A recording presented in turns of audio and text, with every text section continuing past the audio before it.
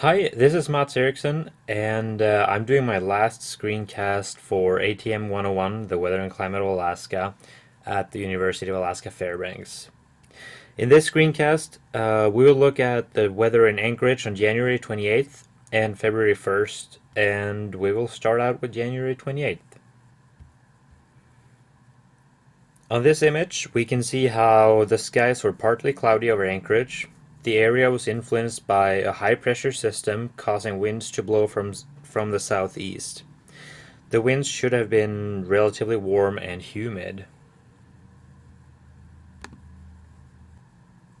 So let's look at the temperature for this day. The high was 43 degrees Fahrenheit shortly after noon. The low was 35 degrees at 9 a.m. or 9 p.m. Here's a graph over the pressure. On January 28th, the pressure increased steadily from 1011 millibars to 1018 millibars. I would also like to take a look at the humidity and the dew point temperature.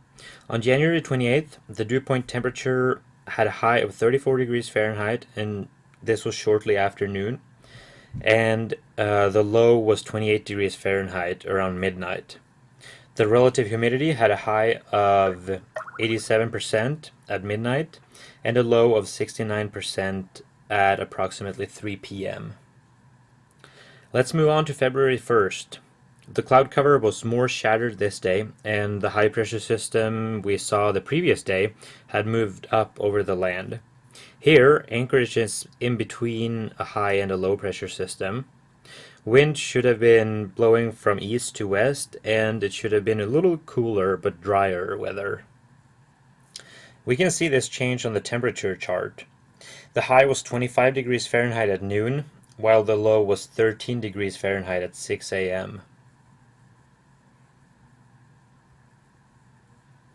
Going on to the pressure graph, the curve started to flatten out on January 1st. It increased from 1026 millibars to 1029 millibars. Lastly, let's look at the dew point temperature and the relative humidity again.